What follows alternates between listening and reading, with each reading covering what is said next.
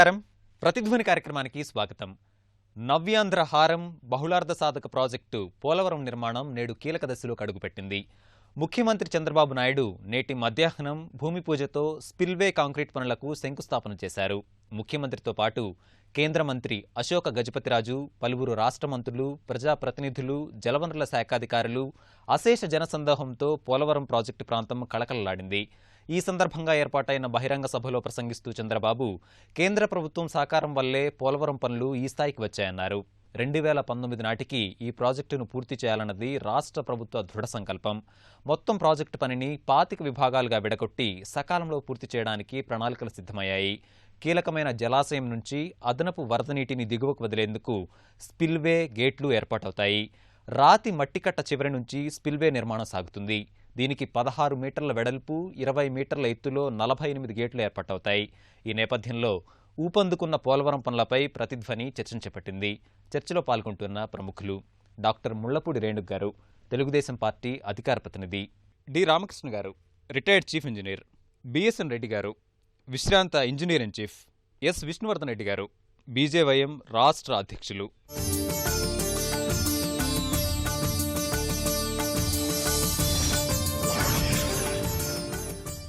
రేణుక్ గారు, బహుళార్థ సాధక ప్రాజెక్ట్ అయినటువంటి పోలవరాన్ని తెలుగుదేశం ప్రభుత్వం మొదటి నుంచి అత్యంత ప్రతిష్టాత్మకంగా తీసుకుంటోందని ముఖ్యమంత్రి పదే పదే చెప్తున్నారు.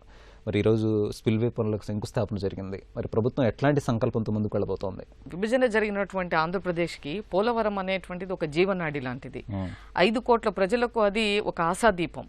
అంటే ఆంధ్రప్రదేశ్ యొక్క ముఖ చిత్రం కూడా before Polavaram and after Polavaram అనేటువంటి విధంగా వెళ్ళబోయేటువంటి పరిస్థితి.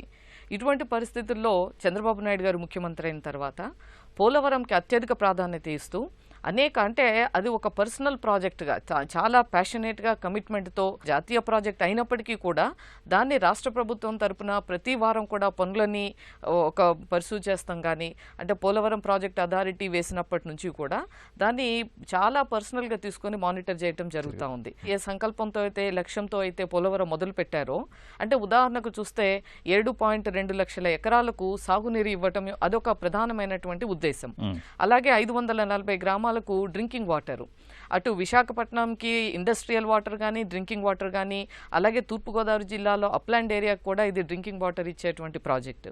అలాగే ఇటు వెస్ట్ గోదావరిలో కూడా ఇంకొక 3.2 lakh ఏకర్స్కి అడిషనల్గా ఇరిగేషన్ అందుబాటులోకి వచ్చేటువంటి ప్రాజెక్టు. దీని మూలంగా మనకి సుమారు అంటే ప్రతి సంవత్సరం కూడా 2500 నుంచి 3000 టీఎంసీలు సముద్రంలో కలిసేటువంటి వాటర్ని ఏదైతే మనకు ట్రిబ్యునల్ ఆంధ్రప్రదేశ్కి కేటాయించిందో అందులో కనీసం 10% కూడా ఇప్పటి వరకు వాడుకోలేనటువంటి పరిస్థితుల్లో ఈ గోదావరి మీద నిర్మించేటువంటి పోలవరం ప్రాజెక్టు ద్వారా, అందులోనూ ఇది బహుళార్థ సాధక ప్రాజెక్టు, ఒక ఇరిగేషన్ కాకుండా డ్రింకింగ్ వాటరే కాకుండా ఇది 940 మెగావాట్ల పవర్ ప్రాజెక్టు కూడా దీని మీద నిర్మించబోతున్నారు. కాబట్టి వీటన్నిటి మూలంగా ఈ 4 జిల్లాల్లోనే కాకుండా ఏదైతే ఉభయ గోదావరి, కృష్ణా, విశాఖపట్నం జిల్లాలకు సంబంధించిందే కాకుండా అటు దీని తరువాత నెక్స్ట్ ఫేజ్లో చూస్తే పోలవరం ఉత్తరాంధ్ర సుజల స్రవంతి ద్వారా ఇంకొక 8 లక్షల ఎకరాలకు ఇది ఇరిగేషన్ ఇవ్వబోయేటువంటి ప్రాజెక్టు.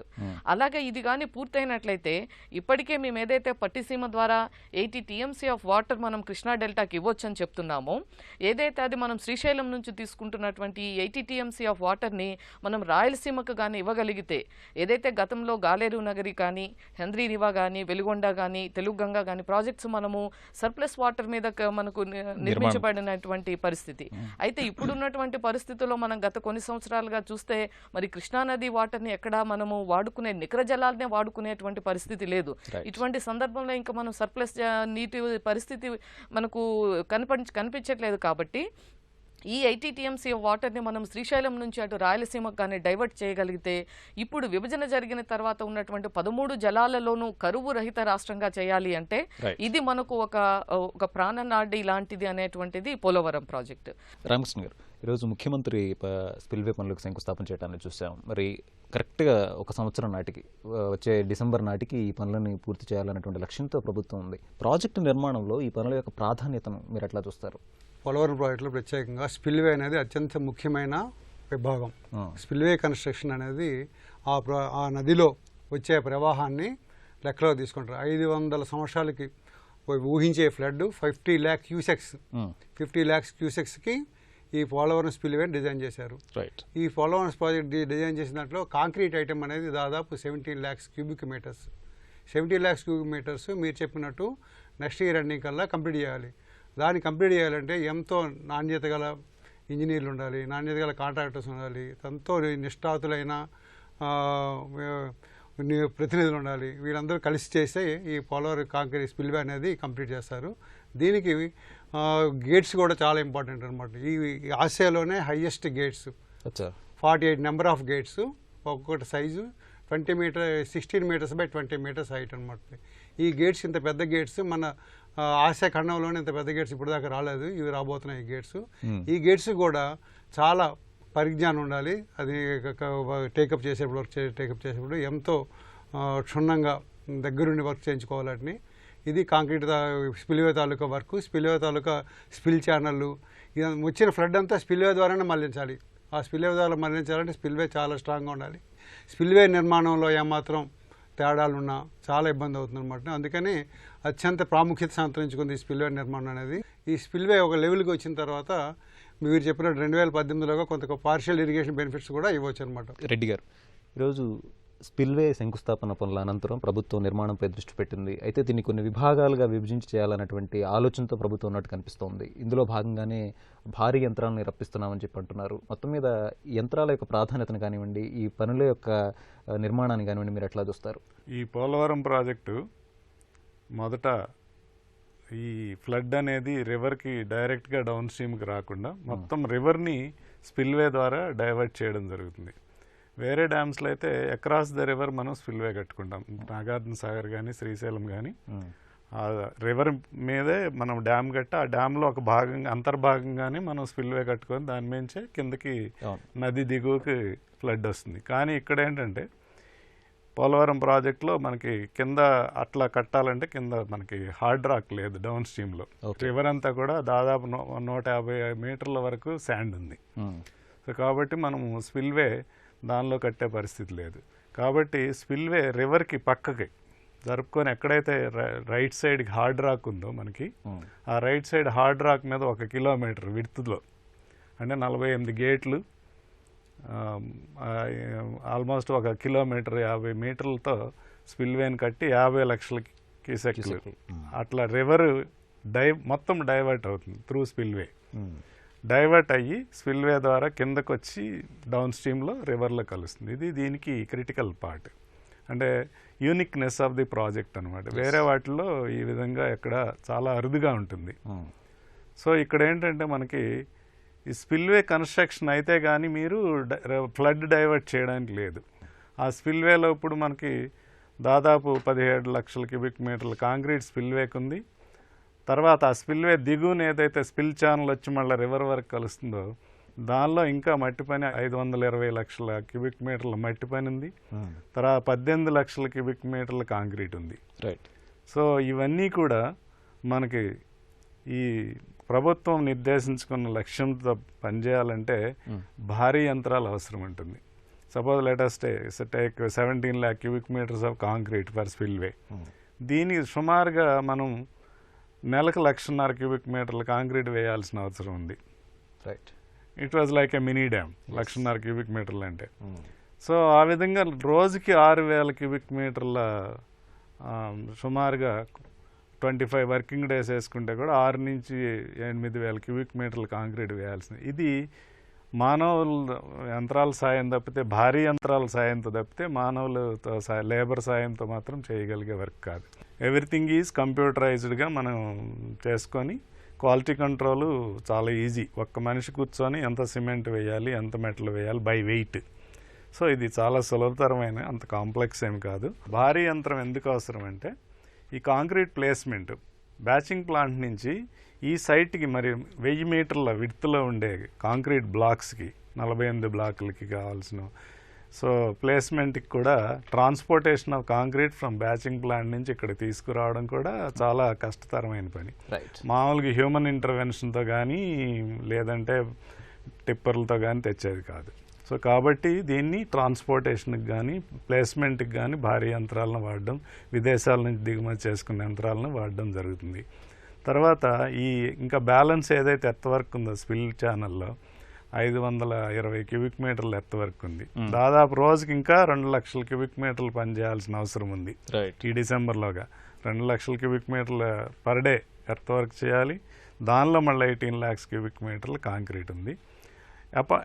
ఈ రెండు కాకుండా సైమల్టేనియస్గా మనం ఈ కాఫర్ డ్యామ్ కోసం డయాఫ్రమ్ వాల్ వేయాల్సి ఉంది. ఫౌండేషన్ అంటే river across the river diaphragm wall 1.5 meter థిక్తో, నార్మల్ ఫౌండేషన్ కాకుండా డయాఫ్రమ్ వాల్ కాంక్రీట్ వాల్ లాగా కిందకి దించుకుంటూ పోతాం అనమాట.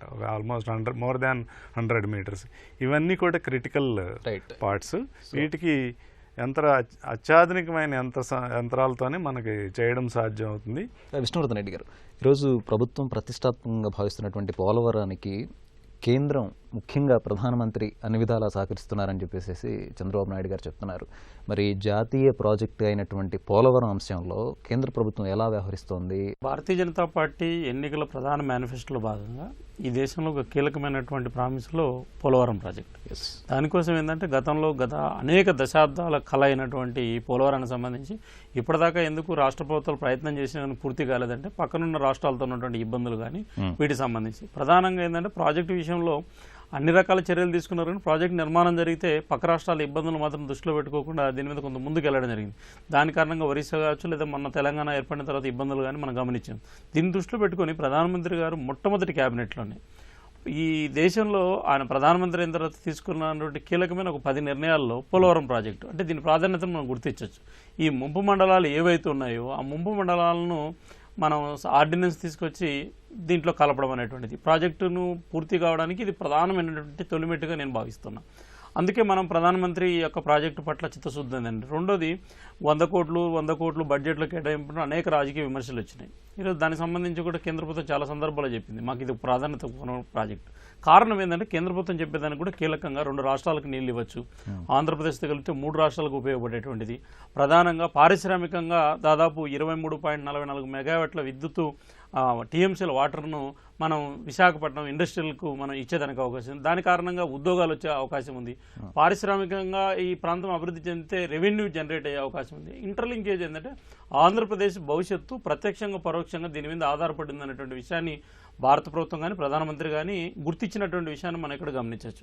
రెండోది మేము ఈ 28వ తేదీన ఎప్పుడైతే 1981 కోట్లు పోలవరానికి నిధులు ఇవ్వడం, అంతకుముందు 900 కోట్లు కలిపితే మనకు 2881 కోట్లు డబ్బులు ఇచ్చిన దానికి కృతజ్ఞతలుగా 28వ తేదీన మేము ఒక బృందం మళ్ళీ ఉమావారతి గారిని కలవడం జరిగింది.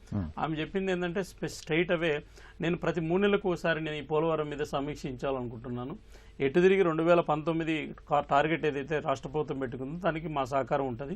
ఖచ్చితంగా మనం ఈ ప్రాజెక్టును పూర్తి చేయాలనేటువంటిది ఇది భారత ప్రభుత్వం యొక్క కళ, ఇది ప్రధానమంత్రి యొక్క ఆలోచన అనేటువంటి విషయాన్ని కూడా వారు చెప్పడం జరిగింది. రేణు గారు, రాష్ట్ర సర్వతోముఖాభివృద్ధికి ప్రాజెక్ట్ ఎట్లా దోహదం చేయబోతోంది? ఆంధ్రప్రదేశ్కి ఈ పోలవరం అనేటువంటిది ఒక కరువు రహిత రాష్ట్రంగా, ఎందుకంటే మనకు డౌన్ స్ట్రీమ్ ఇప్పుడు మనము చివరన ఉన్నటువంటి రాష్ట్రం కాబట్టి ఇది మనకు ఒక రకంగా ఇది సముద్రంలోకి పోయేటువంటి నీరు ప్రతి చుక్కని కానీ మనం వినియోగంలోకి తీసుకురాగలిగితే ఒక మన రాష్ట్రానికే కాదు పక్క రాష్ట్రాలకు కూడా నీరు ఇచ్చేటువంటి పరిస్థితి భవిష్యత్తులో ఉంటుంది. డైరెక్ట్గా దీని యొక్క ఫలాల్ని పొందాలి అంటే రేపు 2018 నాటికి అంటే ఒక ప్రణాళికాబద్ధంగా మనం గత సంవత్సరం చూసాము పట్టిసీమ వచ్చింది రైట్ కెనాల్ ద్వారా.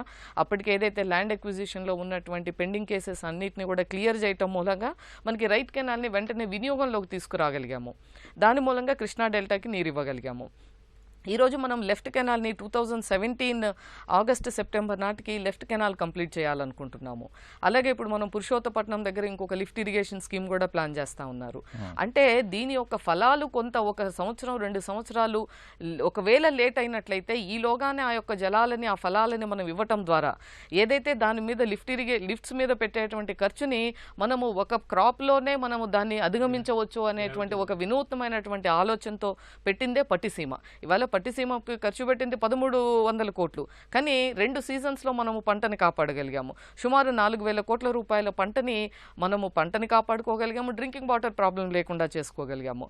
అలాగే రేపు లెఫ్ట్ కెనాల్ని కూడా మనం కంప్లీట్ చేసి ఒక లిఫ్ట్ పెట్టడం మూలంగా రేపు 2017లోనే లెఫ్ట్ కెనాల్ ద్వారా మనకి ఈస్ట్ గోదావరిలో ఉన్నటువంటి అప్లాండ్ ఏరియాకు కూడా మనం వాటర్ ఇవ్వగలిగేటువంటి పరిస్థితి ఉంది.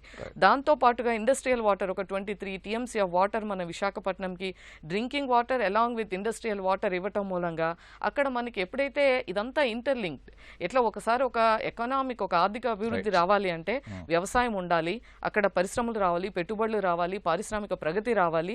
ఇవంతా కూడా జరిగినప్పుడు మనం రాష్ట్రం ఏదైతే ఏ ఉద్దేశాలతో అయితే ఈ రాష్ట్రాన్ని ఒక పరుగులు పెట్టించాలనేటువంటి ఆలోచనతో ఉన్నారో అది అల్టిమేట్గా వచ్చేటువంటి పరిస్థితి మనకు కనపడుతుంది. రామకృష్ణ గారు, ప్రభుత్వం చేపడుతున్నటువంటి కార్యాచరణ చూస్తే మీకేమనిపిస్తోంది? ముఖ్యమంత్రి ఎలాంటి శ్రద్ధ కనబరుస్తున్నారు? ముఖ్యమంత్రి గారు ప్రతి సోమవారం పోలవరం కోసం కేటాయించారు. ప్రతి సోమవారం పోలవరం మీద ప్రత్యేక దృష్టి పెట్టి రివ్యూ చేస్తున్నారు. అంతేకాకుండా గవర్నమెంట్ ఆఫ్ ఇండియాలో రావాల్సిన ఫండింగ్ గురించి కూడా కాన్స్టెంట్గా పర్సూ చేస్తున్నారు.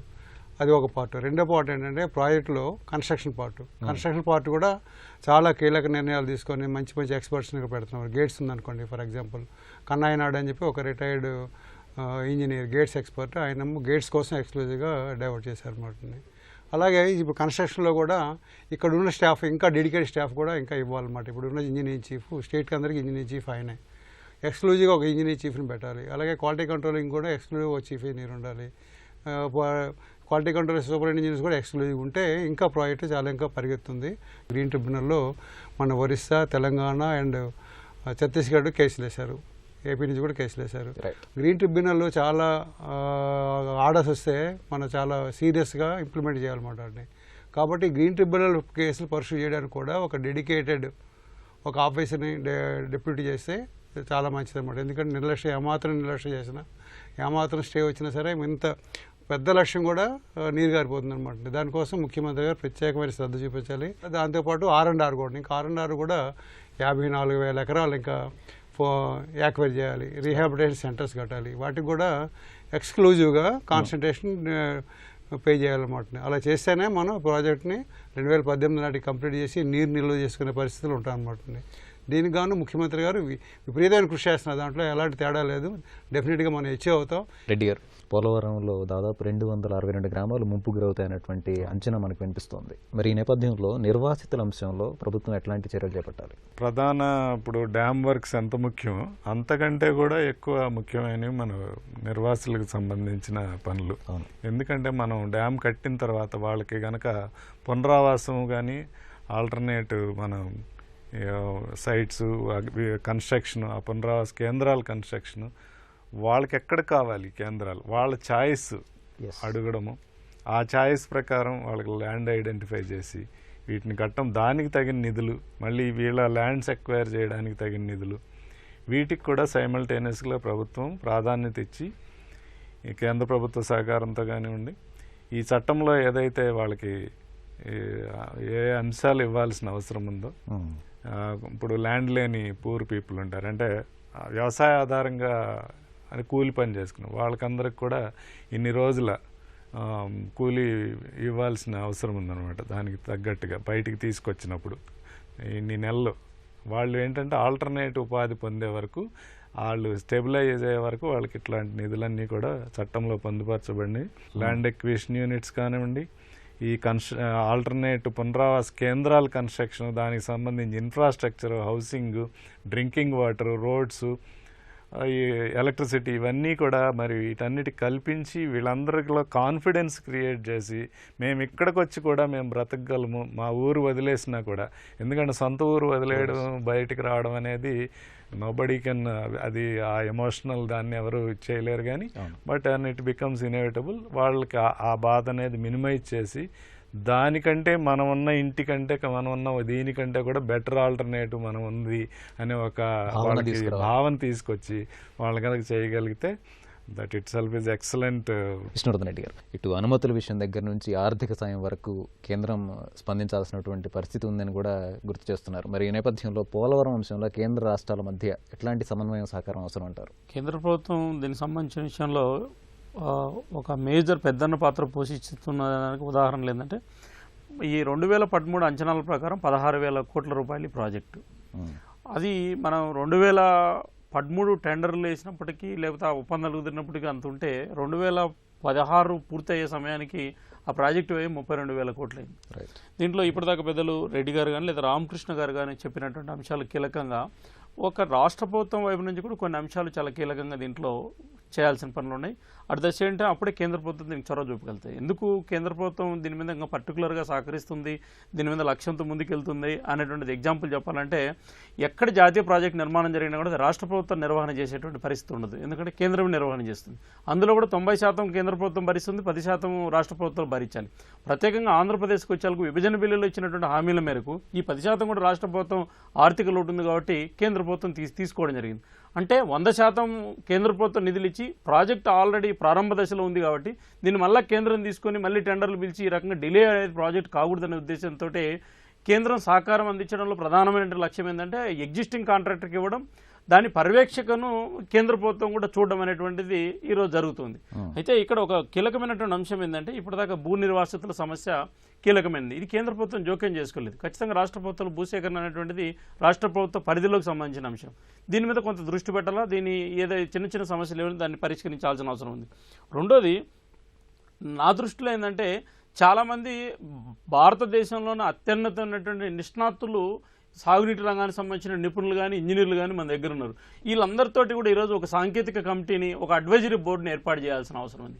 ఈరోజు కేంద్ర ప్రభుత్వానికి సంబంధించేటువంటి సలహాలు కానీ లేదా రాష్ట్ర ప్రభుత్వం ఇచ్చే సలహాలు కానీ అనేక మంది ఈరోజు మనం దీంట్లో ఉపయోగించుకుంటే ఈ ప్రాజెక్టును మనం త్వరగతిన పూర్తి చేసేదానికి అవకాశం ఉంది. కేంద్ర ప్రభుత్వం ఈ యొక్క కృషి సచాయ్ యోజన అనేటువంటిది ఒకటి పెట్టి దానికి LTTF అనేటువంటి ఒక బృందాన్ని తయారు చేసి ఈరోజు పెండింగ్ ప్రాజెక్టులకు సంబంధించిన విషయంలో ఈరోజు రాష్ట్రాలకు సంబంధించి నిధులు పెద్ద ఎత్తున ఇవ్వడం.